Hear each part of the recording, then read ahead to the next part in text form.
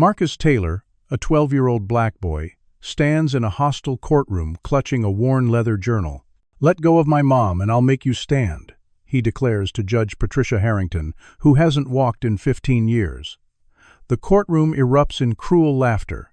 Nobody notices the USB drive hidden in his pocket, evidence collected over 4 months that will expose the town's ugliest secrets.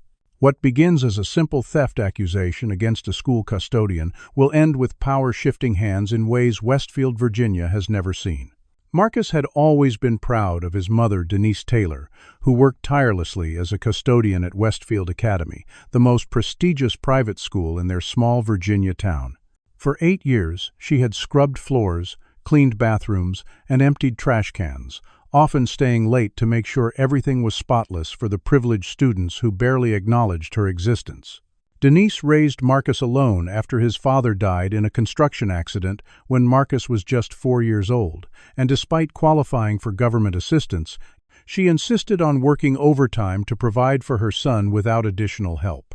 Their modest 2-bedroom apartment was always clean and filled with books that Denise found at garage sales and thrift stores, nurturing Marcus's voracious appetite for learning. Marcus had inherited his mother's strong work ethic, along with her warm brown eyes and determined chin, but he'd also developed a keen sense of justice that recognized the inequality surrounding them in Westfield. The trouble began on a rainy Tuesday in April, when Catherine Montgomery, the Academy's headmistress and wife of Circuit Court Judge William Montgomery, reported her diamond tennis bracelet missing from her office desk. The bracelet, supposedly a family heirloom worth $30,000, had last been seen after a board meeting the previous evening. Catherine immediately summoned the school's security team and the police, specifically requesting Detective James Wilson, a longtime family friend. Within hours, suspicion fell on Denise, who had cleaned the administrative offices after the meeting concluded. Despite her protestations of innocence and 20 years of unblemished employment at various institutions around town, Denise was the only person questioned extensively. Detective Wilson dismissed security footage showing several other people entering Catherine's office that evening, including Catherine herself, focusing solely on the 8 minutes Denise spent cleaning. 3 days later, as Denise was buffing the floor in the main hallway during lunch period, Detective Wilson and 2 uniformed officers entered the school, handcuffed her in front of dozens of students, and led her away like a common criminal. Marcus, who attended the local public middle school on the other side of town, received the devastating news when his grandmother picked him up that afternoon, her eyes red from crying. "They're saying she stole some rich white lady's bracelet," his grandmother explained, her voice trembling with a mixture of rage and fear that Marcus had heard too often from older black residents of Westfield. "They've set bail so high we can't possibly pay it." The public defender assigned to Denise's case, Lydia Garcia, met with them briefly the next day, looking harried and overwhelmed. "I have 93 active cases," she explained, barely making eye contact as she shuffled through a disorganized folder. "The evidence is circumstantial, but Judge Harrington has been assigned to the case, and she has a reputation for harsh sentences, especially with defendants of color." Marcus's grandmother squeezed his hand so tightly it hurt, but he barely noticed the pain. Judge Patricia Harrington was infamous in their community, a wealthy white woman who had been paralyzed from the waist down 15 years earlier in what was rumored to be a drunk driving accident. From her wheelchair, she had handed down some of the harshest sentences in county history, always seeming to find black and Latino defendants more culpable than white ones facing similar charges. As they left the cramped meeting room in the county courthouse, Marcus overheard 2 clerks whispering about how convenient it was that Catherine Montgomery's husband's colleague would be presiding over the case. That night, unable to sleep, Marcus began researching Judge Harrington online, making careful notes in a composition book. He discovered numerous cases where service workers had been accused of theft by wealthy employers, only to receive maximum sentences in Judge Harrington's courtroom, despite flimsy evidence. A pattern emerged of harsh treatment toward people who looked like his mother, and Marcus recognized that the system was already working against them. With his mother held in county jail awaiting trial and his grandmother limited by her arthritis and heart condition, Marcus realized he would need to find evidence himself if his mother was to have any chance at justice. He began by creating a timeline of events surrounding the missing bracelet, listing everyone who had access to Catherine Montgomery's office that day. Using his mother's spare key to their apartment, he retrieved her work schedule and the small notebook where she recorded her daily cleaning assignments. Then, he made a bold decision that would change everything. Taking the spare master key his mother kept for emergencies at the school, Marcus decided he would conduct his own investigation, unaware that he was about to uncover a web of corruption that reached into every corner of power in Westfield. Marcus began his investigation the very next day, skipping school and taking the bus to Westfield Academy during what he knew would be the lunch period. Blending in with groups of students moving between buildings, he slipped unnoticed into the maintenance hallway where his mother had shown him her supply closet during a previous school holiday when she'd had to work. The familiar smell of industrial cleaners brought tears to his eyes as he thought about his mother locked in a cell. Accessing his mother's supply closet with her key, Marcus changed into a custodial uniform he found hanging inside, several sizes too large, but sufficient to disguise him as he moved through the school's pristine corridors.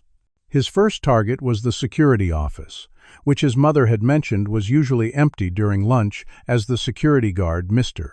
Peterson, always ate with the groundskeeping staff in their break room across campus. Marcus knew from his mother that the school had installed an extensive security camera system the previous year after a parent donation, with cameras covering all entrances, hallways, and administrative areas. If the bracelet had truly been stolen, the culprit would have been captured on camera. The security office was locked, but Marcus remembered his mother mentioning that the master key worked on all doors except the headmistress's private office and the school vault. Heart pounding, he slid the key into the lock and felt a wave of relief when it turned smoothly. Inside, he found a small room lined with monitors showing different areas of the campus. A desktop computer hummed on the desk, its screen displaying a login prompt. Marcus had prepared for this, having researched basic security systems online the night before. Most small security operations had simple passwords or even left systems logged in permanently. He was disappointed to find the system required authentication, but as he examined the desk, he noticed a yellow sticky note partially hidden under the keyboard with what appeared to be a username and password. Sec Westfield, divided by Camden, 2023, was scrawled in hasty handwriting. Taking a deep breath, Marcus entered the credentials, surprised and relieved when the system granted him access. Navigating through the security software was intuitive enough for a tech-savvy 12-year-old who had grown up using computers at the public library. Marcus quickly located the video archive section and searched for footage from the day of the alleged theft. As he scrolled through the time-stamped videos, Marcus noticed something odd. There was footage from every camera except the one covering Catherine Montgomery's office during the crucial hours of 6 to 8 p.m. when the bracelet allegedly disappeared. The gap in recording seemed too convenient to be coincidental. Digging deeper into the system files, Marcus discovered a deletion log showing that segments of footage had been manually deleted the day after the bracelet was reported missing. The log showed the deletion had been authorized using administrator credentials at 7:32 a.m., well before school hours, when only senior staff would have been present. Marcus pulled out his composition book and made careful notes, then connected his cheap, prepaid phone to the computer and took screenshots of the deletion logs. Just as he was about to leave, he heard voices approaching in the hallway. Quickly logging out of the system, Marcus barely had time to hide in the supply closet at the back of the security office before the door opened. Through a narrow gap, he saw Mr. Peterson enter, accompanied by a teenage boy who looked to be about 16. "Dad, I'm telling you, someone was in here," the teenager insisted. "The chair is in a different position, and the system shows a recent login." Mr. Peterson sighed, checking the monitors. "Jamie, you're being paranoid again. Look, everything's normal. Besides, who would break into a security office in the middle of the day?" Marcus held his breath until they left 5 minutes later, then waited another 10 minutes before slipping out and making his way back to the maintenance hallway. That encounter gave Marcus an idea if Jamie was Mr. Peterson's son and noticed such small details, he might be a valuable ally. Over the next few days, Marcus established a routine. He'd attend morning classes at his middle school, then claim illness or a doctor's appointment to leave early, spending his afternoons investigating at Westfield Academy. He discovered that Jamie Peterson often hung around the security office after school while waiting for his father to finish work. Carefully timing his approach, Marcus accidentally bumped into Jamie in the hallway one afternoon, apologizing profusely and engaging him in conversation about the latest video game that everyone at school was talking about. Jamie, a somewhat lonely teen who preferred computers to sports, was surprisingly easy to befriend. Within a week, Marcus had gained enough of his trust to ask innocent questions about the security system. "So your dad runs all the cameras? That must be cool, seeing everything that happens around school." Jamie shrugged, clearly wanting to impress his new acquaintance. "It's pretty basic stuff, but yeah, we can see most of what goes on. Dad doesn't really understand the technical side, though I'm the one who set up the backup server after they lost footage during a power outage last year." Marcus tried to contain his excitement at this revelation. "Backup server? So even if something gets deleted from the main system, you might still have it?" Jamie nodded, lowering his voice. "Everything backs up to a secure cloud server every 24 hours. Dad doesn't even remember it exists half the time. I could access it from anywhere if I needed to." Over the next few days, Marcus carefully cultivated his friendship with Jamie, eventually sharing a sanitized version of his situation that his mother had been accused of something she didn't do, and security footage might prove her innocence. Jamie, eager to play hero and impressed by Marcus's determination, agreed to check the backup server for the missing footage. 2 days later, Jamie handed Marcus a USB drive in the school parking lot. "I found the deleted footage," he whispered. "Someone definitely didn't want this seen. It shows Miss Montgomery going into her own office right before closing time, looking really nervous, then leaving with her purse looking fuller than when she went in." Marcus thanked him profusely, promising to keep Jamie's help secret. That night, after his grandmother had gone to sleep, Marcus watched the recovered footage on the ancient desktop computer in his bedroom. The video clearly showed Catherine Montgomery entering her office at 6:15 p.m., looking furtively over her shoulder before closing the door. 8 minutes later, according to the timestamp, she emerged with her hand clutching her designer purse more tightly than before. The footage continued, showing Denise arriving to clean almost 30 minutes later, spending her usual time tidying the office, and leaving without any suspicious behavior. Marcus nearly shouted with joy, but caught himself, not wanting to wake his grandmother. He had proof of his mother's innocence, but he also knew that presenting illegally obtained evidence would be tricky. He needed to build a stronger case. Meanwhile, Marcus had been visiting his mother at the county jail twice weekly, alarmed at how quickly her health seemed to be deteriorating. Denise had hypertension that required daily medication, and during his last visit, she had mentioned that the guards kept forgetting to bring her pills. "Don't you worry about me, baby," she assured him, though the dark circles under her eyes told a different story. "Miss Garcia says we'll have our day in court." Marcus hadn't told his mother about his investigation, not wanting to give her false hope, but he had started asking subtle questions about the Montgomerys and Judge Harrington. "Judge Harrington?" Denise had frowned. "She's been on the bench forever, always in that wheelchair. I remember when she had her accident, must be 15 years ago now. It was right after some fancy charity thing at the Montgomerys' estate. Big scandal at the time, but it got hushed up real quick." This new information sent Marcus in another direction of investigation. Using computers at the public library to avoid leaving digital traces at school or home, he searched newspaper archives for information about Judge Harrington's accident. Most articles were vague, mentioning only that she had been injured in a late-night single-car accident after attending the Montgomery Family Foundation annual gala. However, one small article in a local newspaper that had since gone out of business mentioned that sources close to the investigation questioned whether Judge Harrington had been alone in the vehicle, though no charges were ever filed. The connection between Judge Harrington and the Montgomerys predated Catherine's accusation against his mother, and Marcus wondered if their relationship might explain the judge's bias. His suspicions grew stronger when, while pretending to clean near the administrative offices after school, he overheard Catherine Montgomery on the phone, her office door slightly ajar. "William, The insurance adjuster finally approved the claim, she said, her voice excited. $30,000 for the bracelet, deposited directly to our Cayman account. No one suspects anything. That Taylor woman will take the fall, just like the others. Marcus froze, his heart pounding so loudly he feared she might hear it. He managed to slip away unnoticed, but Catherine's words confirmed what he had begun to suspect. The theft was completely fabricated, a scheme to collect insurance money while punishing someone who couldn't fight back. With this realization, Marcus understood that he was investigating something much larger and more dangerous than a simple false accusation. The Montgomerys were powerful people in Westfield, with connections throughout the legal system and local government. If they discovered what he was doing, the consequences could be severe not just for him, but for his mother and grandmother as well. Still, Marcus was determined to continue. His mother had always taught him that truth and justice were worth fighting for, even when the odds seemed insurmountable.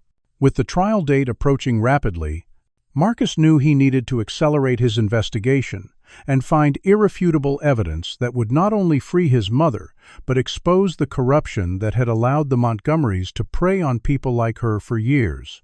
The next morning, Marcus found a newspaper article about his mother's case while eating breakfast with his grandmother.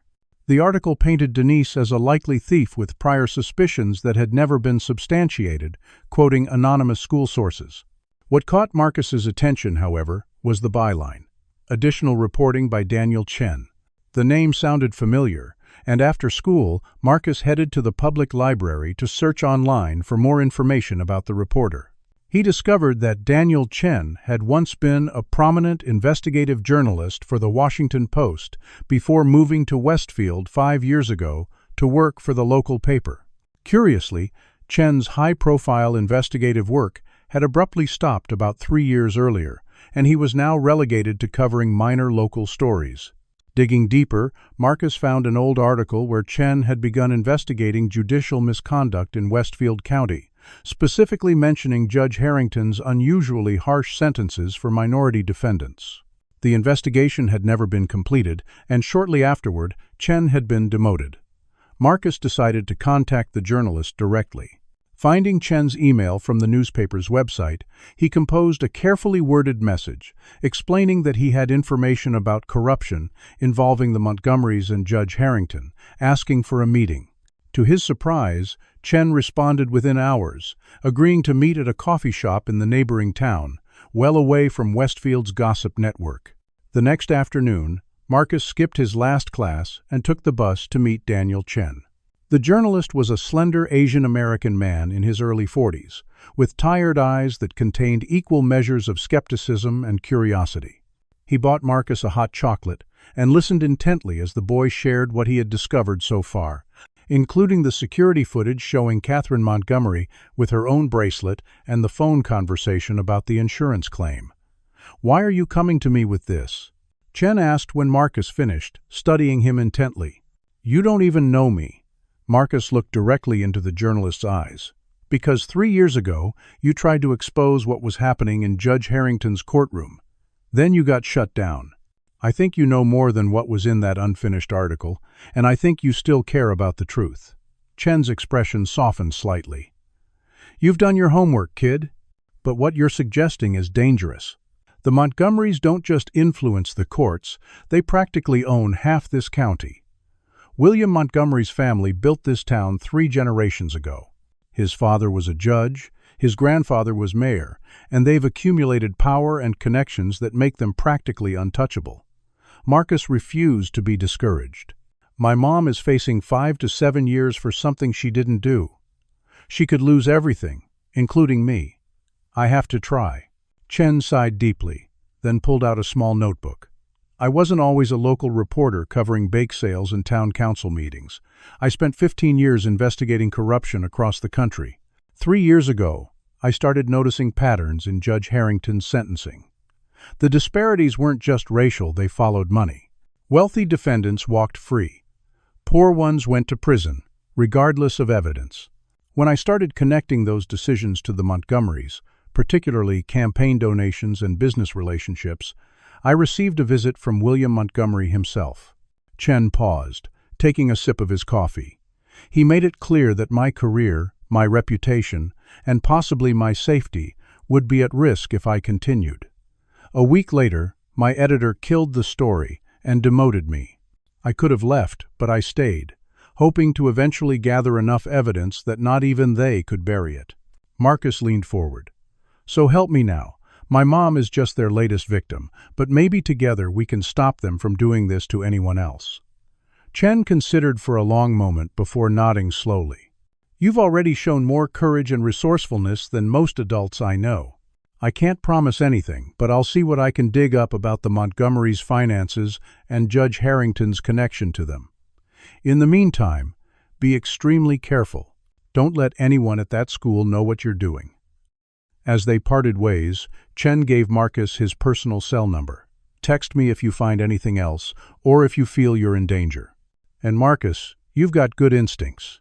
Your mom should be proud. Over the next 2 weeks, Marcus and Daniel formed an unlikely investigative team.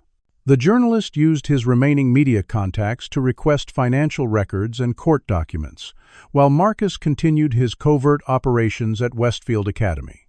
During one of these missions, while cleaning near the faculty lounge, Marcus overheard 2 teachers discussing Judge Harrington's unusual financial situation. Patricia's medical treatments cost a fortune, but somehow she affords the best specialists in the country on a judge's salary, one remarked. The Montgomery Foundation takes good care of her, the other replied knowingly. Special fund for her treatments, been that way since the accident. This information, when shared with Daniel, opened a new avenue of investigation. Through careful research, they discovered that Judge Harrington's expensive medical treatments, including experimental therapies not covered by insurance, were indeed being funded through a special program of the Montgomery Family Foundation. The financial connection constituted a clear conflict of interest that should have prevented her from presiding over any case involving the Montgomery family. Meanwhile, Marcus had been visiting his mother regularly, increasingly concerned about her deteriorating condition. The jail was notoriously neglectful of inmates' medical needs, and Denise's hypertension remained poorly controlled. During one visit, she mentioned that her public defender, Lydia Garcia, seemed increasingly interested in her case. She's been asking more questions lately, really listening to me for the first time, Denise told Marcus. I think she's starting to believe I'm innocent. This gave Marcus an idea. After his visit, he waited outside the county courthouse until he spotted Lydia Garcia rushing to her car, arms full of case files. Miss Garcia, he called out, approaching cautiously. I'm Denise Taylor's son, Marcus. Can I talk to you for a minute about my mom's case? The overworked attorney initially tried to brush him off, but something in Marcus's determined expression made her pause. Fine, 5 minutes. Walk with me to my car. As they walked, Marcus carefully presented some of his findings, being vague about how he obtained the information, but emphasizing that evidence existed, proving his mother's innocence and suggesting the Montgomerys had fabricated the theft. Garcia listened with increasing interest, finally turning to face him fully. Marcus, what you're describing would completely change your mother's defense, but I need actual evidence, not just theories. I have 90 other cases demanding my attention. Marcus took a calculated risk. If I can get you the security footage showing Catherine Montgomery with the bracelet after my mom supposedly stole it, would that help? Garcia's eyes widened. That would be game-changing, but how would you... She stopped herself, shaking her head. Actually, don't tell me how you'd get it. Just know that if such evidence exists, I could use it in court, regardless of how it was initially discovered, as long as I obtain it through proper channels afterward. From that point forward, Lydia Garcia began taking Denise's case more seriously, filing motions for discovery that specifically requested the security footage that Marcus had already seen. Judge Harrington denied most of these motions, claiming they were fishing expeditions without merit. But Garcia's increased attention to the case provided a legitimate legal framework that Marcus and Daniel could work within.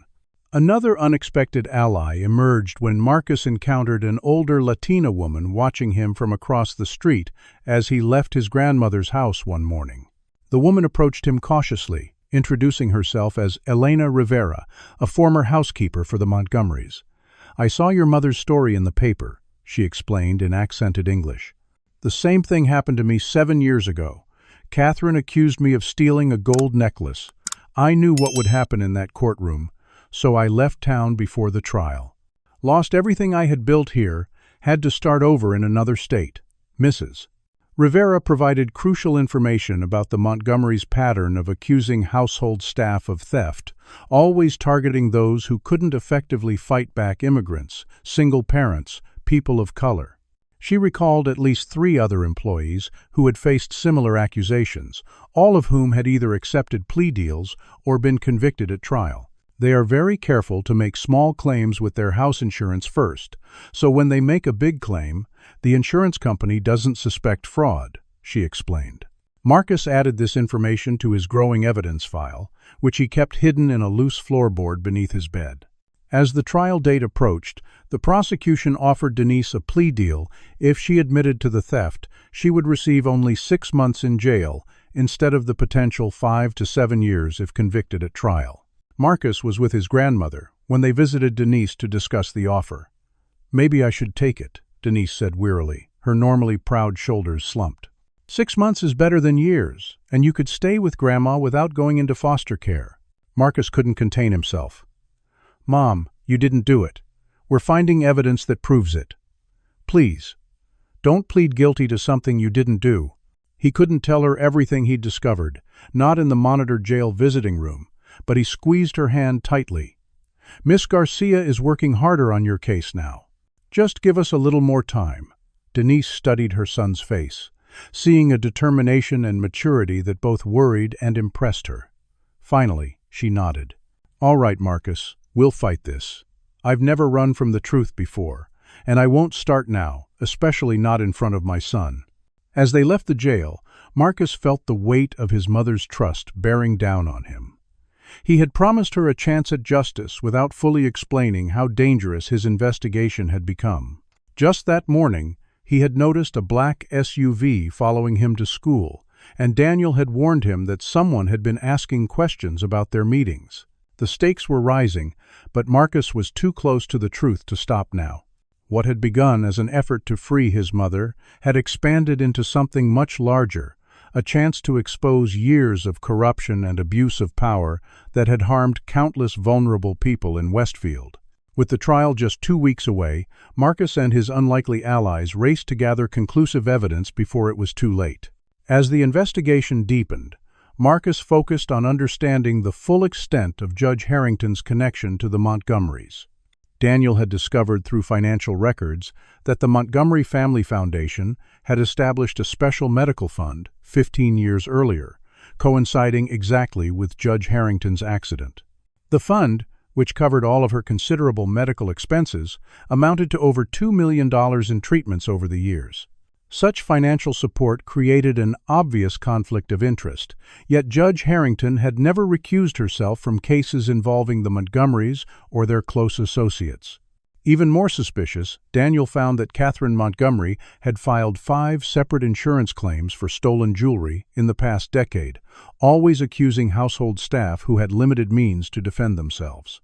The pattern was clear: the Montgomerys would report items stolen, collect the insurance money, but retain the original items, effectively doubling their assets while destroying the lives of innocent employees.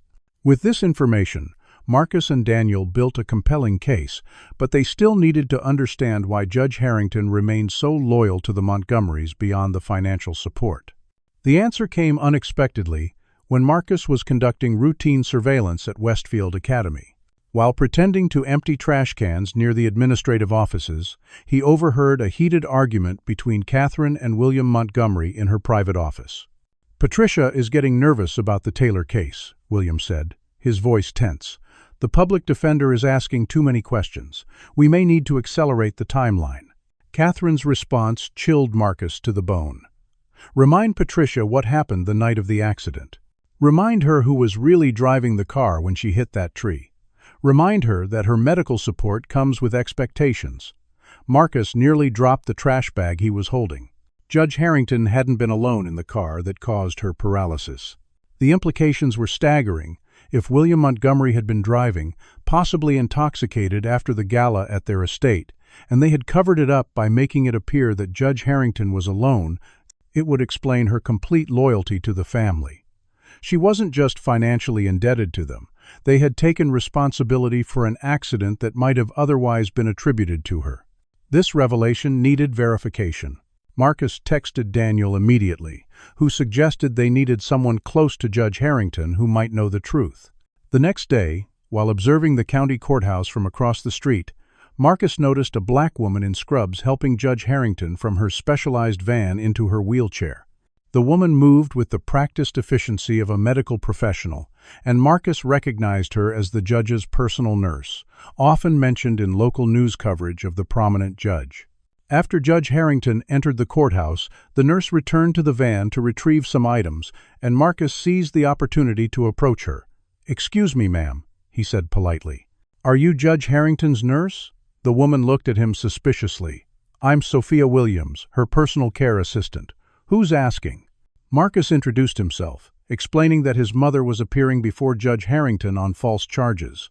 Something in his earnest expression must have touched Sophia, because her professional demeanor softened slightly. "I've seen a lot of people come through that courtroom," she said carefully. "Not all of them get fair treatment, especially if they look like us." This opening gave Marcus courage. "Miss Williams, my mother could go to prison for years for something she didn't do. I think Judge Harrington may be biased because of her relationship with the Montgomerys. Do you know anything about her accident 15 years ago?" Sophia glanced around nervously, then spoke in a hushed tone. "Listen, I can't talk now. But if you're serious about helping your mother, meet me at River's Edge Park after my shift ends at 6. I've worked for Patricia for 12 years, and there's a lot that the public doesn't know." That evening, Marcus met Sophia at the designated location, a quiet spot by the river where they were unlikely to be overheard. The nurse was initially hesitant, but Marcus's determination impressed her. "Judge Harrington talks in her sleep sometimes," Sophia finally said. "For years, she's had the same nightmare about the accident. She calls out William's name, begs him to slow down, screams about the tree they're about to hit." She paused, watching a pair of ducks glide across the water. "One night, after a particularly bad episode, she was still half asleep and confused me with her sister. She grabbed my hand and said, 'I've kept William's secret all these years. Let him destroy others to protect himself. And for what? So he'll keep paying for treatments that aren't even working?'" Marcus absorbed this information. "So Judge Harrington's paralysis, is it really permanent?" Sophia looked conflicted, but continued. "According to her medical records, which I have access to as her caregiver, several specialists have indicated that her paralysis is partially psychosomatic. Physically, she has healed enough that she could potentially walk again with intensive therapy, but psychologically, she remains trapped by trauma and obligation. The Montgomerys have sent her to the most expensive specialists in the country, but she refuses to fully commit to recovery programs. Sometimes I wonder if staying in that wheelchair serves some purpose for her and for them." This revelation was the missing piece. Judge Harrington remained wheelchair-bound, partly due to psychological barriers, potentially including guilt over the cover-up and fear of losing Montgomery support if she became independent. Her paralysis had become both her prison and her excuse for continuing to serve their interests from the bench. Marcus shared this information with Daniel, who agreed it was crucial to their case, but almost impossible to prove without Sophia risking her career and livelihood. Meanwhile, Lydia Garcia had been fighting an uphill battle in court, with most of her motions denied by Judge Harrington. The trial date loomed just 1 week away. During this time, Marcus's mother's health had deteriorated further in jail. During his visit that weekend, Denise appeared alarmingly thin and exhausted, her blood pressure dangerously high due to stress and inconsistent medication. "They offered another plea deal," she told Marcus wearily. 4 months instead of 6. "The prosecutor says they have witnesses who saw me near Catherine's office with the bracelet." Marcus knew this was impossible given the security footage he had seen, which meant the prosecution was likely planning to present false testimony. "Mom, please don't take the deal," he urged. "We're close to proving your innocence."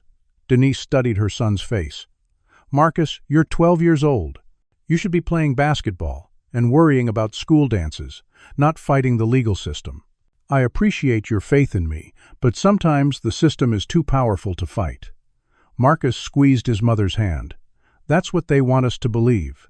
That's how they keep getting away with this. But not this time, Mom, not with you. His determination seemed to renew Denise's strength, and she nodded, squaring her shoulders. All right, Marcus, we'll see this through together.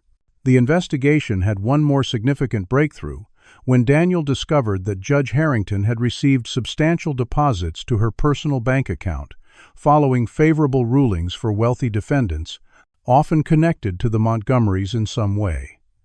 These payments, disguised as consulting fees from shell companies, created a clear pattern of judicial corruption beyond her handling of the fabricated theft cases.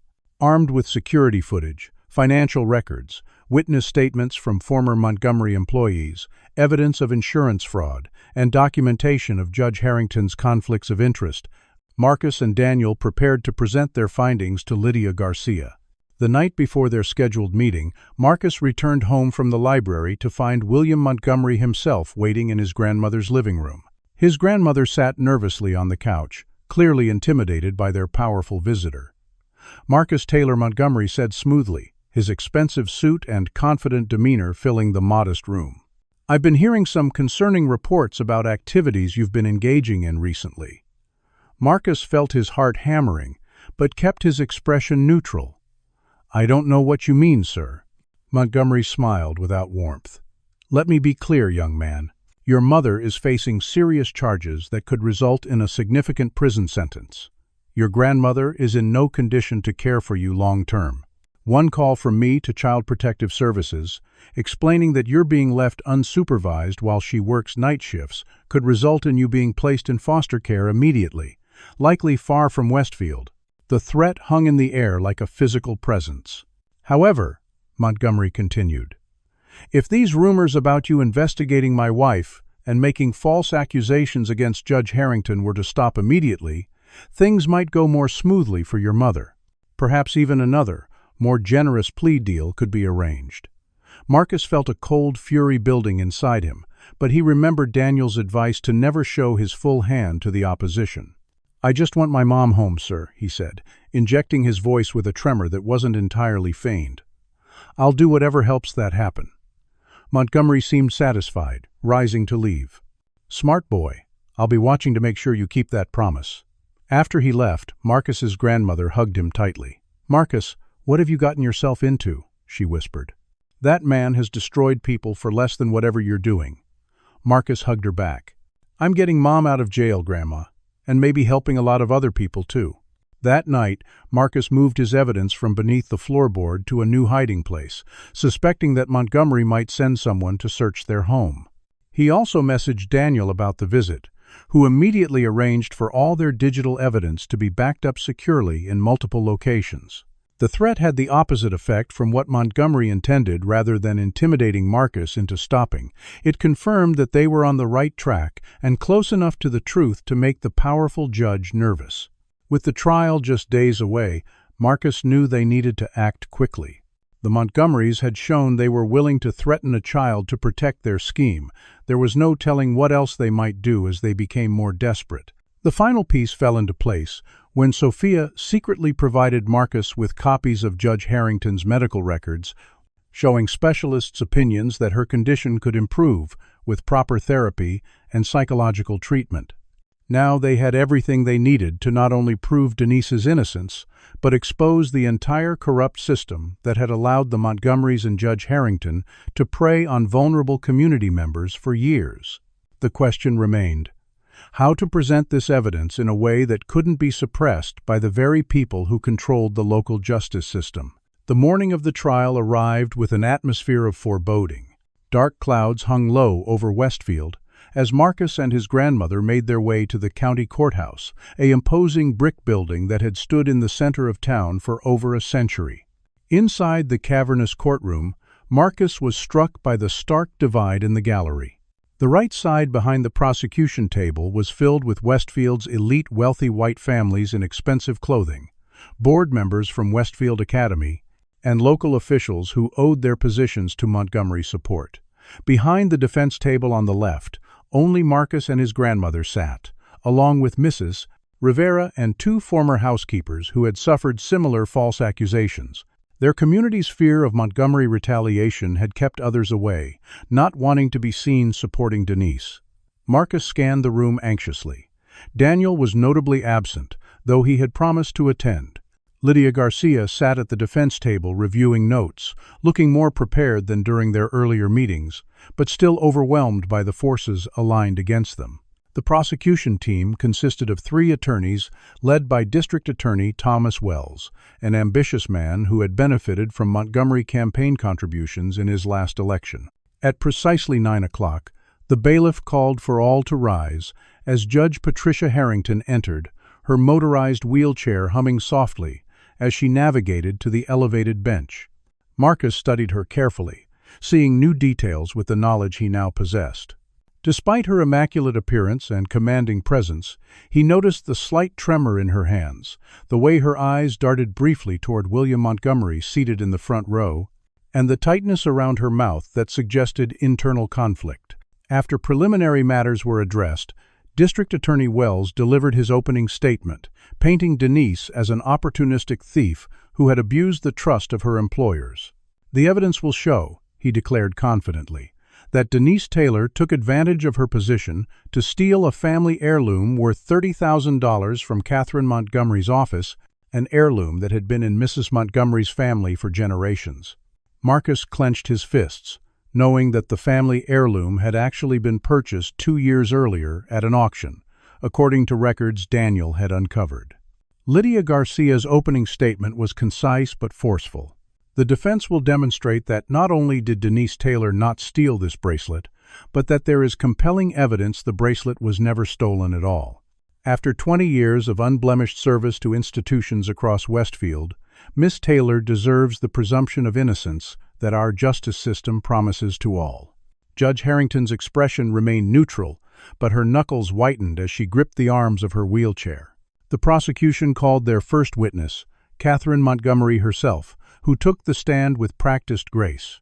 Dressed in a conservative blue suit that nonetheless screamed of wealth, she delivered tearful testimony about discovering her precious bracelet missing, describing in elaborate detail the supposed family history of the piece, claiming it had been her grandmother's, worn on her wedding day.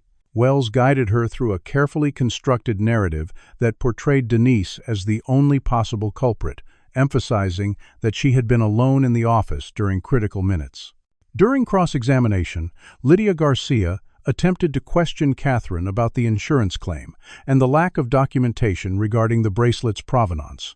But Judge Harrington sustained nearly every prosecution objection, effectively blocking this line of questioning. The morning continued with testimony from Detective Wilson, who admitted under Garcia's persistent questioning that no fingerprints or other physical evidence connected Denise to the crime, and that he had not interviewed other potential suspects. The security director from Westfield Academy testified that, unfortunately, the security camera covering Catherine's office had malfunctioned on the day in question, a claim Marcus knew to be a blatant lie. Throughout these testimonies, Judge Harrington consistently ruled in favor of the prosecution, limiting Garcia's ability to present alternative theories or question the credibility of witnesses. During the lunch recess, Marcus finally received a text from Daniel. "Evidence secured. Plan B in motion. Trust Sophia." The cryptic message provided little comfort as the trial resumed with the prosecution calling its final witness, a maintenance worker from Westfield Academy, who claimed to have seen Denise acting suspiciously near Catherine's office on the day of the alleged theft. Marcus recognized the man as someone who frequently socialized with Detective Wilson, and his rehearsed testimony reeked of fabrication. When Denise finally took the stand in her own defense, Marcus felt a surge of pride despite his fear. His mother sat tall, answering questions with dignity and clarity, her voice steady as she maintained her innocence and described her routine that day, which differed in no way from her standard cleaning procedures. The prosecution's cross-examination was brutal. D.A. Wells twisted her words, implied contradictions where none existed, and repeatedly suggested that her entire work history was fraudulent. "Isn't it true," he asked with feigned sympathy, "that you've struggled financially as a single mother? That the temptation of something valuable, Something that would solve all your problems proved too great to resist? Denise's eyes flashed with anger. I've worked hard every day of my life to provide for my son honestly.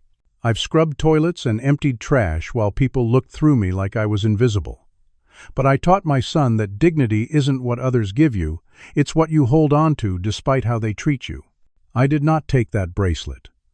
Judge Harrington seemed momentarily moved by this testimony, but quickly composed herself when she caught William Montgomery's stern gaze from the gallery.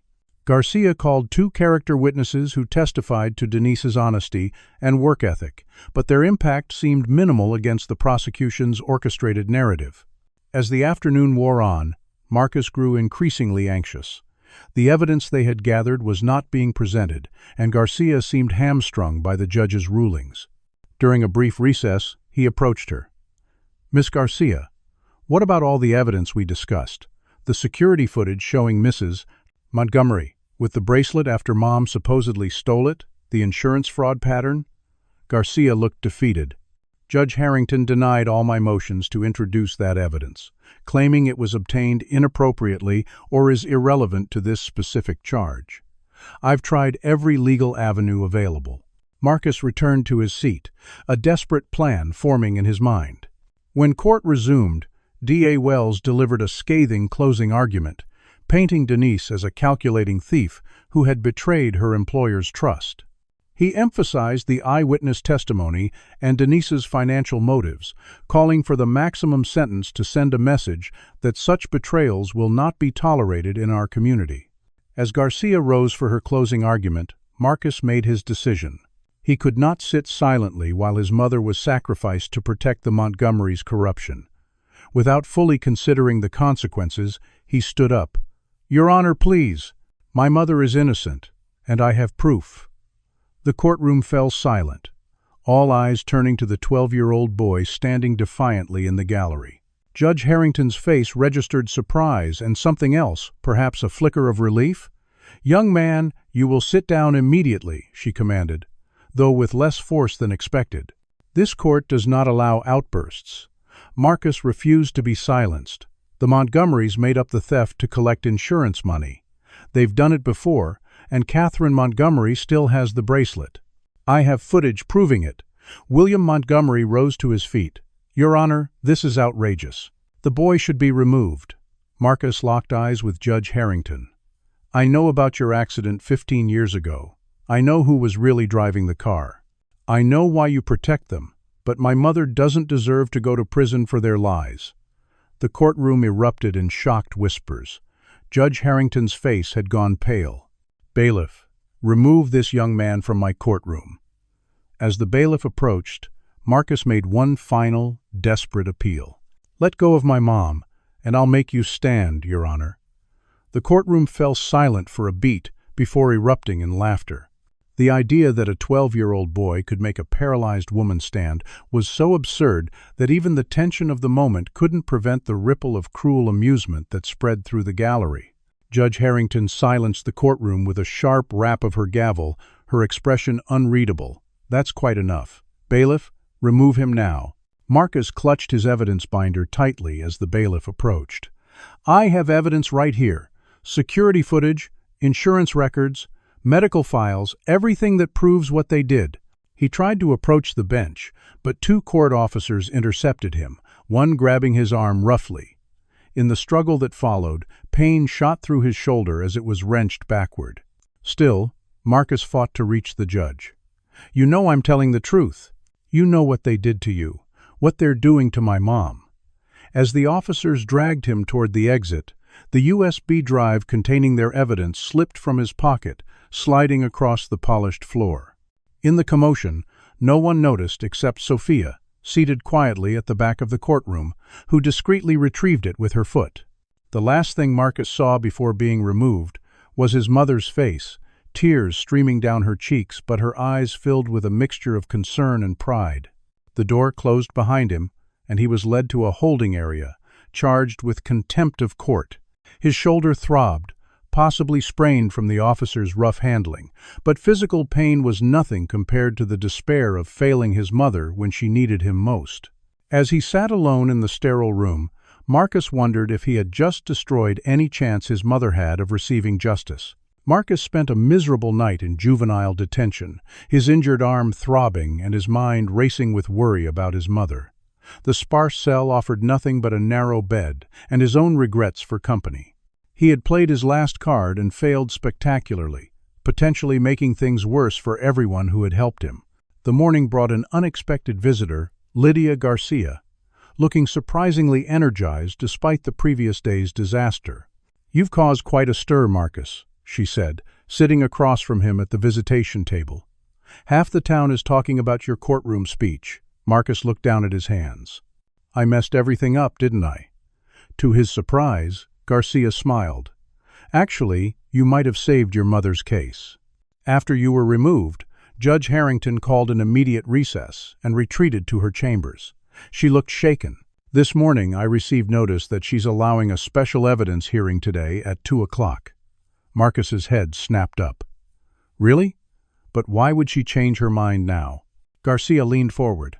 "Someone delivered a USB drive to my office last night containing everything you mentioned in court security footage showing Catherine Montgomery with the bracelet after your mother supposedly stole it, insurance records showing a pattern of similar claims, bank statements connecting Judge Harrington to Montgomery money, even medical records suggesting her paralysis isn't as complete as publicly portrayed." Marcus immediately thought of Sophia and Daniel, realizing they must have implemented their Plan B after his outburst. "Will they let me attend the hearing?" Garcia shook her head. "You're still being held on contempt charges, but I've filed a motion for your release given your age and clean record. More importantly, I've submitted all the evidence through proper legal channels now. Judge Harrington can't easily dismiss it without raising even more suspicions after your public accusations." True to Garcia's word, Marcus was released into his grandmother's custody shortly after noon, his contempt charge temporarily suspended pending a later hearing. Together, they hurried to the courthouse, arriving just as the special evidence session was beginning. The courtroom was packed, word having spread quickly about the dramatic developments. Daniel Chen sat in the press section, notebook in hand, giving Marcus a subtle nod of encouragement. Sophia was also present, seated quietly in the back row. Judge Harrington entered looking visibly strained, the usual composure replaced by a tension that showed in the tight lines around her mouth and the slight tremor in her hands as she arranged papers on the bench. "In light of new evidence brought to this court's attention," she began, her voice slightly unsteady, "I have convened this special hearing to review materials that may be relevant to the case against Denise Taylor." Lydia Garcia approached the bench with newfound confidence. "Your Honor, I have prepared a presentation of evidence that I believe will conclusively demonstrate my client's innocence and reveal the actual circumstances surrounding the allegedly stolen bracelet." What followed was a methodical dismantling of the prosecution's case. Garcia first played the recovered security footage showing Catherine Montgomery entering her own office shortly before closing time on the day of the alleged theft, then leaving with her purse noticeably fuller. The timestamp clearly showed this occurring before Denise arrived to clean. Gasps rippled through the courtroom as the footage directly contradicted Catherine's sworn testimony. Next came insurance records, showing the Montgomerys had filed 5 similar claims in the past decade, all following the same pattern: valuable item reported stolen, household staff member accused, insurance payment collected. Bank records revealed deposits matching the insurance payouts to offshore accounts controlled by the Montgomerys. Most damaging were recorded conversations between Catherine and William Montgomery discussing their scheme, obtained through legal means after Daniel had used Marcus's initial discoveries to secure proper warrants. Catherine Montgomery became increasingly agitated as the evidence mounted, whispering frantically to her husband. William Montgomery attempted repeatedly to interrupt the proceedings, demanding the evidence be dismissed as illegally obtained, but Garcia had carefully documented the chain of custody for each item, showing they had all been properly subpoenaed after initial information came to light. "Your Honor," Garcia continued, "we have also discovered evidence of a troubling connection between the court and the accusers in this case." She presented financial records showing payments from Montgomery Foundation accounts to Judge Harrington's medical providers over a 15-year period, totaling more than $2 million. This constitutes a clear conflict of interest that should have resulted in Your Honor's recusal from this case." Judge Harrington's face had gone pale, but she allowed the evidence to be entered into the record without objection. The courtroom was stunned into silence as the scope of corruption became clear. It wasn't just about a stolen bracelet anymore, but about a system that had been manipulated for years to serve the powerful at the expense of the vulnerable. D.A. Wells, recognizing the collapse of his case and potentially his career if he remained too closely associated with the Montgomerys, rose to address the court. "Your Honor, in light of this new evidence, the state requests time to reevaluate its position in this matter. We may need to consider," his voice faltered briefly, "dismissing the charges against Miss Taylor and investigating other matters that have come to light." Judge Harrington nodded slowly. "This court will recess until tomorrow morning at 9 a.m., at which time the prosecution will present its revised position. And," she added, looking directly at Catherine Montgomery, "I am ordering Miss Montgomery to surrender her passport to the court immediately, given the serious nature of potential charges that may arise from today's revelations." As the courtroom emptied, Marcus made his way to his mother, who embraced him with tears streaming down her face. "What did you do?" she whispered, equal parts amazed and concerned. "What I had to," he replied simply. That evening, Daniel visited Marcus and his grandmother at home, bringing news that the FBI had opened an investigation into the Montgomerys' insurance claims based on evidence he had forwarded to federal authorities. "They're also looking into judicial misconduct and potential corruption charges against several officials connected to the Montgomerys," he explained. "This is bigger than just your mother's case now, Marcus. You've pulled on a thread that's unraveling decades of corruption in this town." Marcus should have felt triumphant, but he was simply exhausted, his young shoulders carrying a burden no 12-year-old should have to bear. "Will Mom come home tomorrow?" he asked. The only question that truly mattered to him. Daniel nodded. "Based on what happened today, I'd say it's almost certain the charges will be dropped. But the Montgomerys still have friends in this town, and they won't go down without a fight." Later that night, as Marcus was preparing for bed, a text message arrived from an unknown number. "You've done well. Tomorrow will bring justice, but also new challenges. Be ready. S." He knew immediately it was from Sophia, Judge Harrington's nurse. Whatever happened in court the next day would be just the beginning of a much larger reckoning for Westfield. When court reconvened the following morning, the atmosphere was electric. News vans lined the street outside the courthouse, and the gallery was filled beyond capacity with spectators eager to witness the unfolding drama. Catherine Montgomery was noticeably absent, though William sat rigidly in the front row, his usual confidence replaced by barely controlled fury. Judge Harrington entered without her customary authoritative presence, looking as though she had barely slept. After calling the court to order, she addressed D.A. Wells. "Is the prosecution prepared to state its position on this case?" Wells stood, straightening his tie nervously. "Yes, Your Honor. In light of the compelling evidence presented yesterday, the state moves to dismiss all charges against Denise Taylor. Additionally, we are opening investigations into insurance fraud, perjury, and obstruction of justice related to Catherine Montgomery's false claims." He paused, visibly uncomfortable.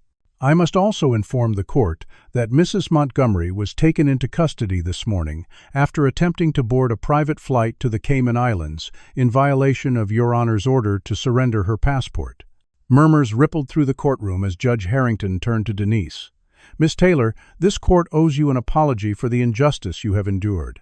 You are free to go, with the court's sincere regret for your wrongful detention." She then addressed the entire courtroom.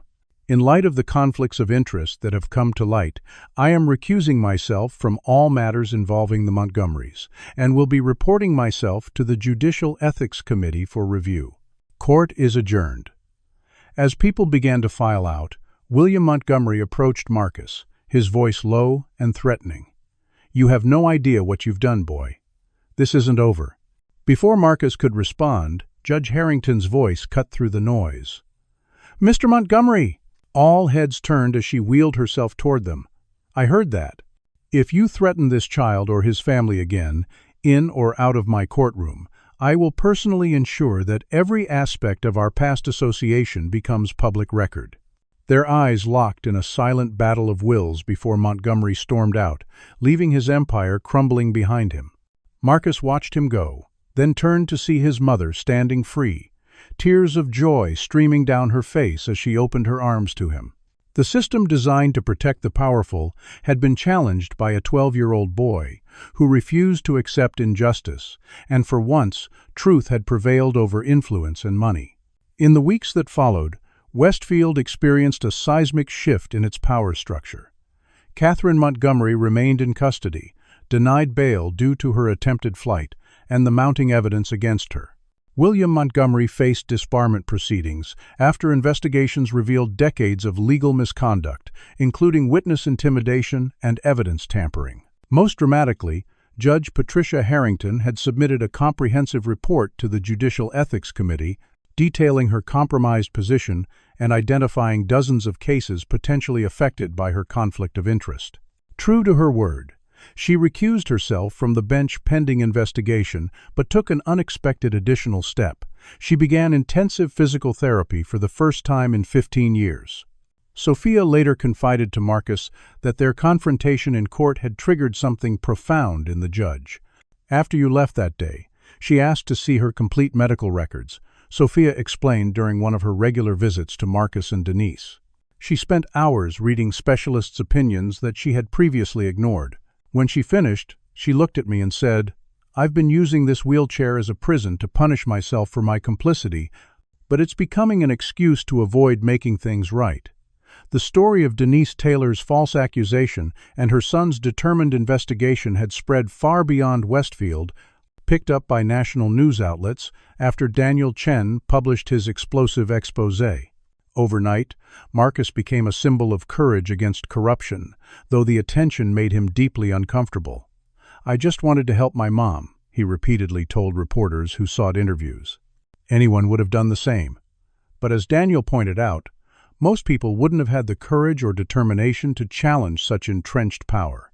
"You saw injustice and refused to accept it as inevitable," he told Marcus. "That's rarer than you think." For Denise, the aftermath brought vindication but also practical challenges. Though freed and publicly exonerated, she had lost her job at Westfield Academy and faced the difficulty of rebuilding her life after weeks in jail. Her health had suffered, requiring ongoing medical treatment to address the hypertension that had been neglected during her incarceration. Surprisingly, job offers began arriving from unexpected quarters. Families who had privately doubted the Montgomerys but feared opposing them publicly now reached out, offering Denise positions that recognized her skills and work ethic. She eventually accepted a role as a patient advocate at Westfield General Hospital, helping others navigate the healthcare system that had failed her during her time in custody. "It's a way of turning what happened to me into something positive for others," she explained to Marcus. The investigation into the Montgomerys' activities expanded beyond Catherine's false theft accusations. Federal authorities discovered a pattern of insurance fraud spanning 15 years and involving multiple types of claims beyond jewelry. Their charitable foundation, long celebrated for its contributions to the community, was revealed to be partially funded through these fraudulent schemes and used as a vehicle for buying influence throughout the county government. As these revelations emerged, many of Westfield's elite who had once courted Montgomery favor now distanced themselves, claiming ignorance of the corruption. Others, however, were implicated in the widening investigation, creating a nervous atmosphere among the town's upper echelon. Marcus observed these developments with a mixture of satisfaction and wariness. Justice was being served, but he had also learned how deeply power could corrupt and how tenaciously the privileged would fight to maintain their position. William Montgomery's threat lingered in his mind, despite Judge Harrington's intervention. Daniel assured him that the Montgomery influence was waning rapidly, as former allies abandoned them to save themselves, but Marcus remained vigilant. One unexpected outcome of the case was the flood of people coming forward with similar stories of being falsely accused by wealthy employers. Mrs. Rivera returned permanently to Westfield, now working with a newly formed community legal aid organization that Daniel helped establish to support those seeking justice.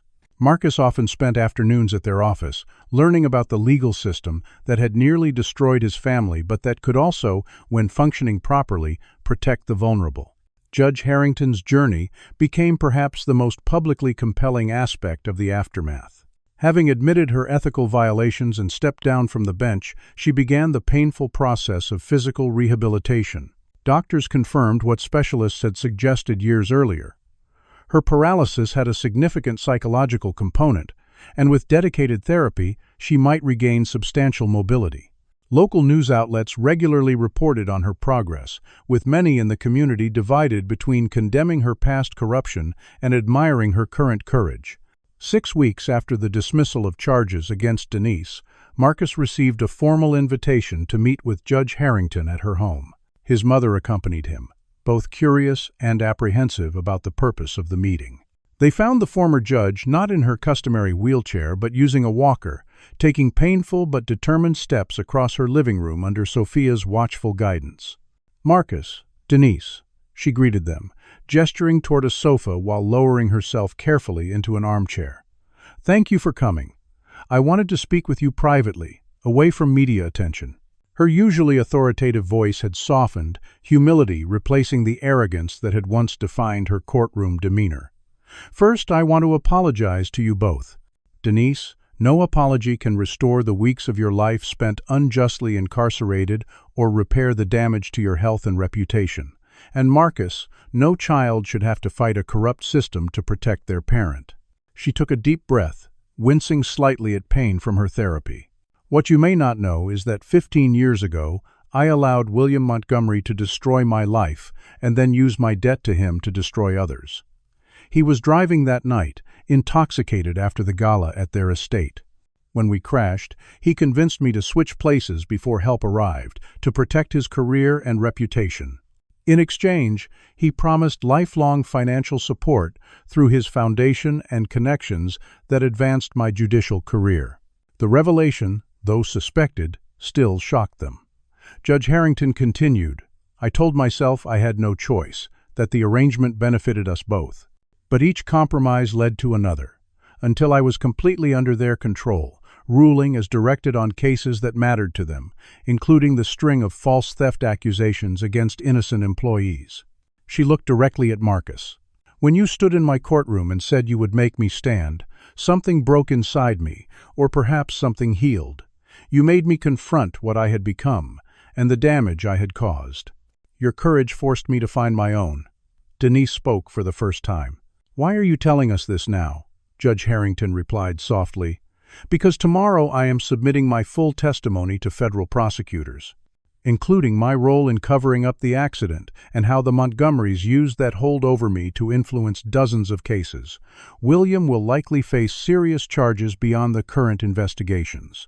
I wanted you to hear it from me first, and to know that your son's determination has not just freed you, but potentially dozens of others affected by my compromised rulings over the years." As they prepared to leave, Judge Harrington asked for a moment alone with Marcus. When Denise stepped outside with Sophia, the former judge fixed her gaze on the young boy, who had changed everything. "You were right about me, Marcus. My paralysis became a metaphor for my moral paralysis, my refusal to stand against corruption. The specialists always said I might walk again with enough determination, but I lacked the courage until you showed me yours." She reached for his hand, her grip surprisingly strong. "The road ahead will be difficult for all of us. The Montgomerys still have allies who may resent what you've done, but never doubt that you did the right thing, and never stop standing for truth, even when everyone tells you to sit down and be quiet." Marcus nodded solemnly, understanding that his actions had set in motion changes that would continue long after the immediate drama had faded from headlines. The system that had protected the powerful for generations was being challenged not just in Westfield, but in communities across the country where similar dynamics existed. As he left with his mother, Marcus realized that what had begun as a desperate attempt to save her had evolved into something much larger. A young boy's refusal to accept injustice had created ripples that would eventually become waves. washing away corruption that had seemed permanently entrenched. The true test would come in the months ahead, as Westfield reckoned with its past and decided what kind of future it wanted to build from the ruins of the old power structure. The final hearing to address the cases affected by Judge Harrington's compromised rulings was scheduled for exactly 6 months after Denise Taylor's charges were dismissed. During that time, Westfield had transformed in ways few could have predicted. The federal investigation into the Montgomerys had expanded to include numerous officials and prominent citizens, revealing a network of corruption more extensive than anyone had imagined. Catherine Montgomery had accepted a plea deal, confessing to multiple counts of insurance fraud and perjury in exchange for a reduced sentence of 8 years. William Montgomery, facing more serious charges including witness tampering, obstruction of justice, and corruption of public officials, had fled the country using a fake passport, reportedly to a nation without an extradition treaty with the United States.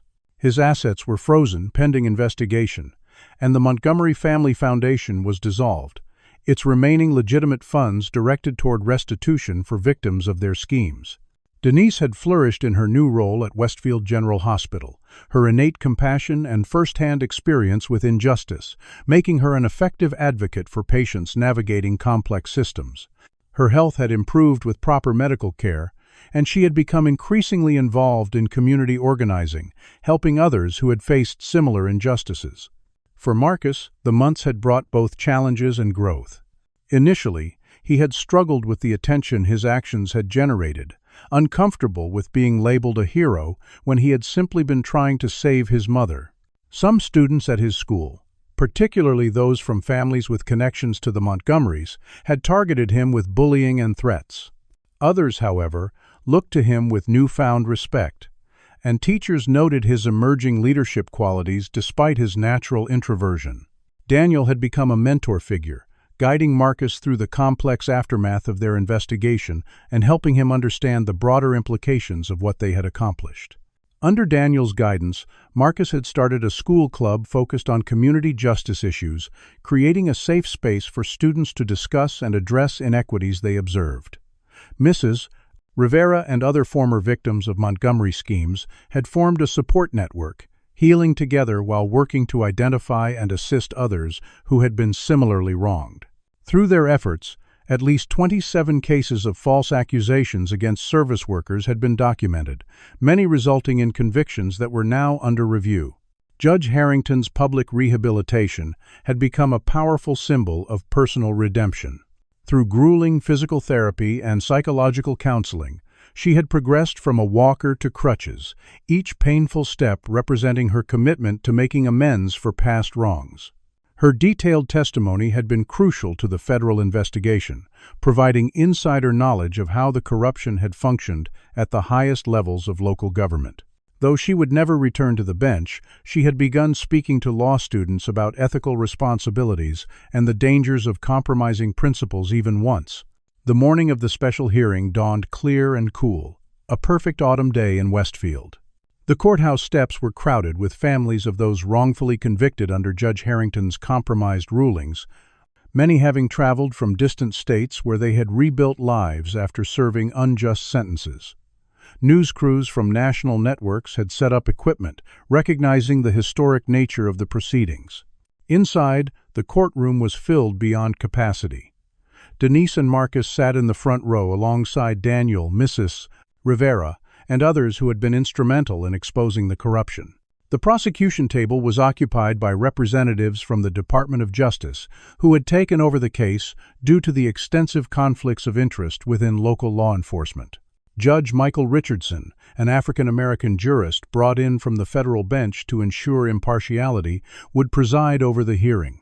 At precisely 9 o'clock, the bailiff called for all to rise as Judge Richardson entered and took his seat at the bench. After calling the court to order, he addressed the assembled crowd. Today, we begin the process of addressing one of the most extensive patterns of judicial misconduct and corruption in recent memory. The cases before us represent dozens of individuals whose rights were violated by a system that favored wealth and influence over truth and justice. Before we proceed, we have a special witness whose testimony is central to understanding how these injustices occurred and to determining appropriate remedies. The courtroom doors opened, and a collective murmur spread through the gallery as former Judge Patricia Harrington appeared. She moved slowly but deliberately, using arm crutches rather than her wheelchair. With tremendous effort, she made her way to the witness stand, the entire courtroom silent except for the soft tap of her crutches on the polished floor. After being sworn in, she adjusted the microphone and began her testimony. For nearly 2 hours, she detailed the systematic corruption that had infected Westfield's judicial system, beginning with her own compromise 15 years earlier and extending through dozens of cases where outcomes had been predetermined based on Montgomery interests rather than evidence and law. She identified 17 individuals currently serving sentences who, in her professional judgment, were likely innocent of the charges against them. She also named officials, attorneys, and business leaders who had participated in or benefited from the corrupt system, many of whom were now under investigation themselves. Throughout her testimony, Judge Harrington remained composed but deeply remorseful, offering no excuses for her actions while providing the detailed information necessary to begin repairing the damage. As she concluded, Judge Richardson thanked her for her candor and asked if she had any final statement. Judge Harrington turned slightly in her seat, her eyes finding Marcus in the front row. What happened in Westfield was possible because good people remained silent in the face of obvious wrong. It continued because we convinced ourselves that the system was too powerful to challenge. It might have persisted indefinitely if not for the courage of a 12-year-old boy who refused to accept that his mother's life could be sacrificed to protect the powerful. She paused, visibly gathering her strength. Marcus Taylor saw injustice and confronted it when adults who knew better turned away. He has taught me that true justice requires not just fair laws, but brave people willing to stand for truth, regardless of the consequences. Before being dismissed, Judge Harrington made an announcement that stunned the courtroom. Your Honor, with the court's permission, I would like to acknowledge something important. For 15 years, I have allowed physical limitation to become a metaphor for moral limitation. Today, with the help of dedicated medical professionals and my own determination to make amends, I would like to demonstrate that change is possible, even after years of compromise. With those words, she gripped the railing of the witness stand and, with excruciating effort, began to pull herself upright. Sophia, standing nearby, moved forward as if to assist but stopped at a small gesture from Harrington. The entire courtroom held its breath as the former judge, trembling with exertion, gradually rose to her full height for the first time in 15 years. Standing unassisted before those she had wronged, she spoke her final words to the court. We all have the capacity to rise above our worst mistakes if we have the courage to face them honestly. Tears flowed freely throughout the courtroom as Judge Richardson called a brief recess to allow people to compose themselves after the powerful moment. During the break, Denise embraced Marcus tightly. You did this, she whispered. You made the impossible happen. Marcus shook his head. She was always capable of standing. She just needed a reason stronger than her fear. When court resumed, Judge Richardson began the process of reviewing each case affected by the corruption, starting with those still incarcerated. For each case, evidence was re-examined, and procedures were established for either immediate release or expedited new trials with impartial oversight. Restitution funds were allocated from seized Montgomery assets, though no amount of money could fully compensate for years of freedom lost. By late afternoon, the first wave of exonerations had been processed. 5 men and 2 women, all people of color and all former service workers convicted of theft based on flimsy evidence and Montgomery accusations, were officially cleared of all charges. They would be released from various facilities across the state within 24 hours, their records expunged. As the historic day concluded, Judge Richardson addressed the community directly. What we have witnessed today is both a travesty of justice and its eventual triumph. Westfield must now begin the difficult work of rebuilding its institutions on a foundation of true equality before the law. This will require ongoing vigilance, as corruption thrives wherever citizens become complacent about protecting their rights and the rights of their neighbors. Outside the courthouse, as twilight fell over Westfield, Marcus stood with his mother, watching families celebrate long-awaited justice for their loved ones. Mrs. Rivera embraced him, tears streaming down her weathered face. "You have given us all back our dignity," she said simply. Daniel approached with a newspaper in hand, its headline announcing, "Justice Restored in Westfield, Corruption Ring Dismantled." He smiled at Marcus. "Not bad for a 12-year-old detective. Any thoughts on your next case?" Marcus shook his head, smiling. "I think I'll focus on being a normal kid for a while. Maybe join the basketball team." As they prepared to leave, a voice called out to them. Former Judge Harrington, now using a single cane, approached slowly with Sophia at her side. "Marcus, Denise," she said, her voice steady. "Tomorrow I begin providing testimony that will help free the remaining people wrongfully convicted under my supervision. I wanted you to know that I'll be naming William Montgomery as the driver in my accident, regardless of the consequences to myself for the years of covering it up." She extended her hand to Marcus. "You said you would make me stand. You've done that in more ways than one." As they watched her walk carefully away, Denise put her arm around her son's shoulders. "You know, when I was in that jail cell, I kept thinking about what I'd taught you over the years. I wondered if it was wrong to tell you that justice was possible in a world that so often seems unfair. But you proved that one person with truth on their side can change everything." Marcus leaned against his mother, feeling both older than his years and yet still very much a child who had simply wanted to protect his family. "I just did what you would have done for me," he said quietly. Together, they walked down the courthouse steps into a community forever changed, where power had been reminded of its limits and justice had been recalled to its true purpose. The special hearing at Westfield Courthouse marked the culmination of 6 months of unprecedented change in the small Virginia town. On this crisp October morning, the building's grand facade was bathed in golden autumn light as crowds gathered for what many called Restoration Day. Inside, the majestic courtroom was filled to capacity, with overflow rooms established throughout the building to accommodate all who wished to witness history. Denise Taylor, now respected for her work advocating for patients and families navigating the healthcare system, sat in the front row wearing a deep blue dress that conveyed both dignity and triumph. Beside her, Marcus had grown taller in the months since their ordeal began, his face still youthful but bearing the quiet confidence of someone who had confronted adult corruption and prevailed. Around them sat others who had been instrumental in dismantling the corrupt system, Daniel Chen, whose detailed reporting had brought national attention to the case. Mrs. Rivera and other former victims of Montgomery schemes who had found their voices. Lydia Garcia, now heading the Community Legal Aid Center established to help those seeking justice, and many others whose lives had been touched by the case that began with a falsely accused school custodian.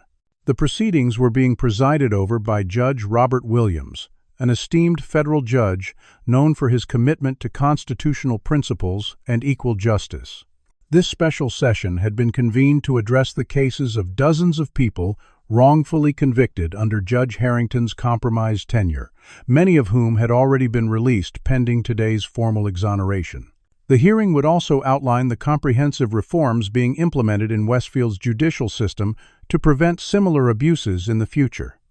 Judge Williams called the session to order with a solemn rap of his gavel. "Today we gather to right historic wrongs and to acknowledge that justice, though delayed, will not be denied to those who have suffered under corruption. Before we proceed with individual cases, I have been asked to invite a special witness whose testimony has been instrumental in this process of restoration." The courtroom fell into expectant silence as the doors opened. Former Judge Patricia Harrington entered slowly, using arm crutches that allowed her more mobility than her previous wheelchair but still required significant effort to navigate. Her face, once set in stern authority, now carried the humbled expression of someone who had confronted her own moral failings and chosen the painful path of atonement. As she approached the front of the courtroom, whispers rippled through the gallery. Many still viewed her with justified anger for her role in the corruption, while others found themselves moved by her evident commitment to making amends. She had spent months providing testimony that helped free dozens of wrongfully convicted people, often at significant legal risk to herself. Judge Williams addressed her formally.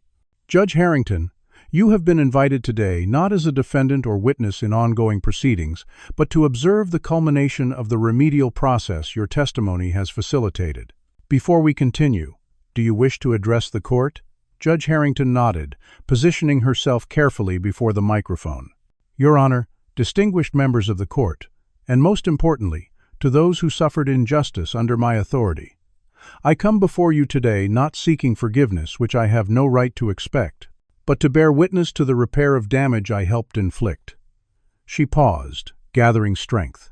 "For 15 years, I allowed physical disability to become an excuse for moral disability.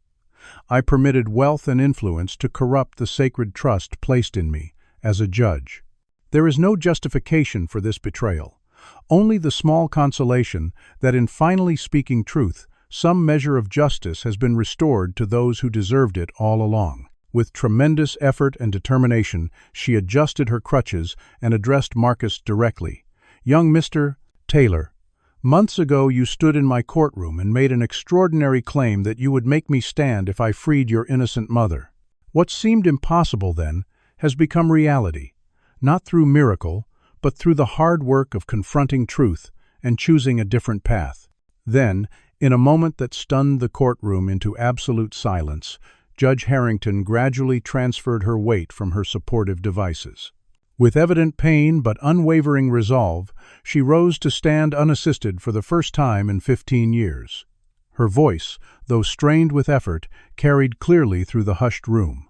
"You were right," she said to Marcus, tears streaming down her face. "Sometimes justice makes the impossible possible." The courtroom remained frozen in astonishment before spontaneous applause broke out, not for Harrington personally, but for the powerful symbol of transformation her standing represented. After carefully returning to her supportive devices, Harrington took a seat at the side of the courtroom to observe the proceedings. Judge Williams, visibly moved, but maintaining judicial composure, continued with the formal business at hand.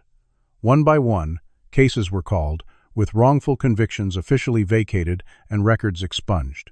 Each pronouncement represented a life-restored people who had lost years behind bars based on manufactured evidence, biased proceedings, and corruption. Families embraced as official apologies were issued, and restitution awards announced. The Montgomery estate, now seized under civil forfeiture laws, had been liquidated to create a victim compensation fund that, while inadequate to truly replace lost years, provided financial support for rebuilding shattered lives. Catherine Montgomery, appearing via video from the federal women's prison where she was serving her sentence, offered testimony against her husband William, who remained an international fugitive but whose assets had been frozen worldwide. New evidence suggested he might soon be apprehended in Singapore, where authorities had recently identified his location. Throughout the proceedings, Marcus observed quietly, sometimes holding his mother's hand, sometimes exchanging glances with Daniel or Mrs. Rivera when particularly significant announcements were made. At 13, he understood more about justice and its fragility than most adults ever would, but he had also witnessed its restoration through collective courage and persistence. Near the conclusion of the formal proceedings, Judge Williams made a surprising announcement. "Before we adjourn, I have been asked to recognize a special initiative being established in Westfield today. The Marcus Taylor Youth Justice Program will provide education, mentorship, and advocacy training for young people interested in creating a more equitable community. Funded by a combination of community donations and designated settlement funds from related cases, this program will ensure that the spirit of courage and determination shown by one young man continues to inspire future generations." Marcus looked up in shock as applause filled the courtroom. His mother squeezed his hand, beaming with pride. Daniel leaned over to whisper, "They asked me not to tell you wanted it to be a surprise. They're offering you a position on the Youth Advisory Board if you want it."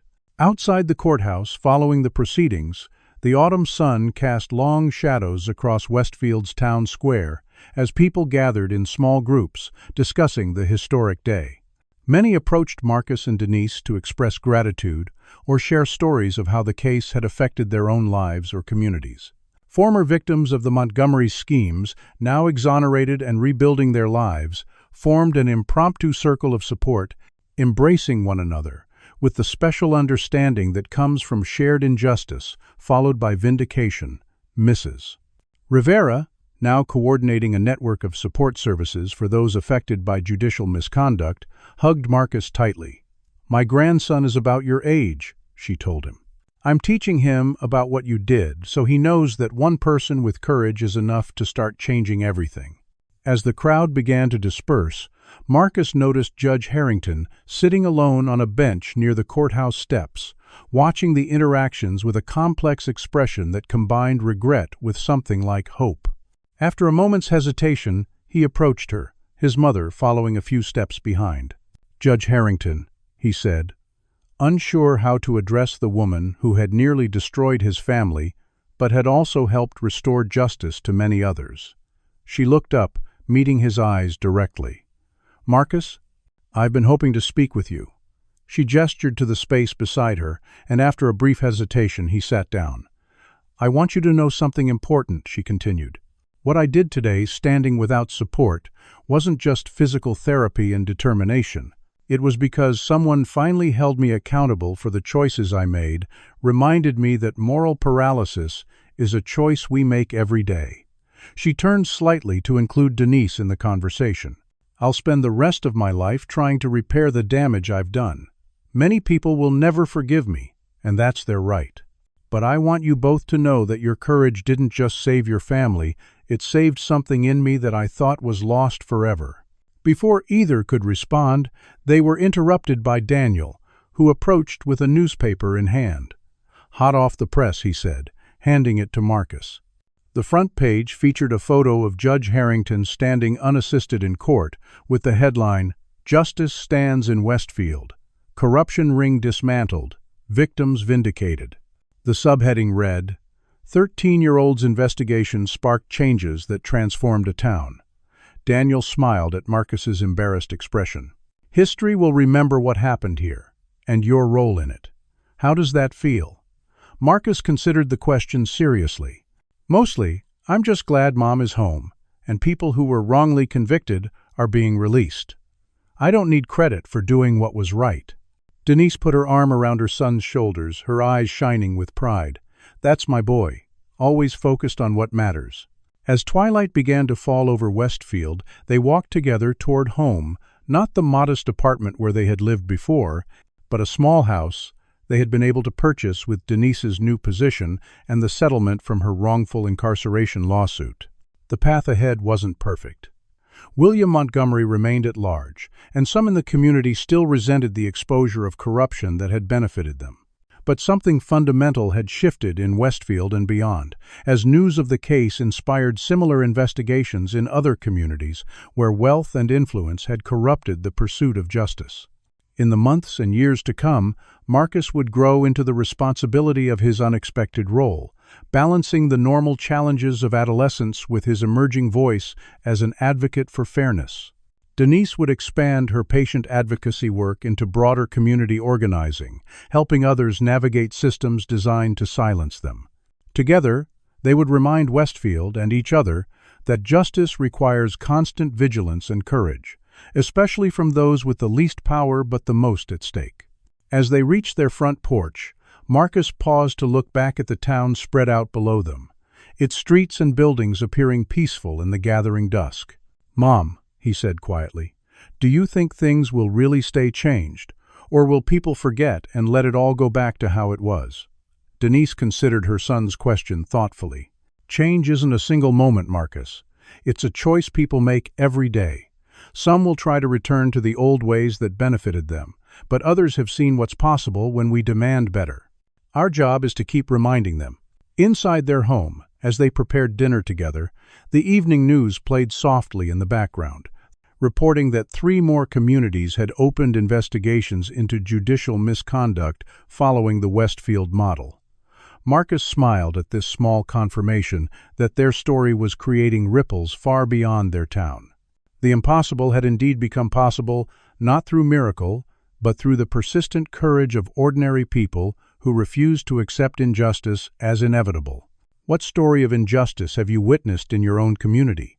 Has someone ever stood up against corruption or unfairness when others remained silent? We've seen how one person's courage can transform an entire system. Share your experiences or thoughts in the comments below.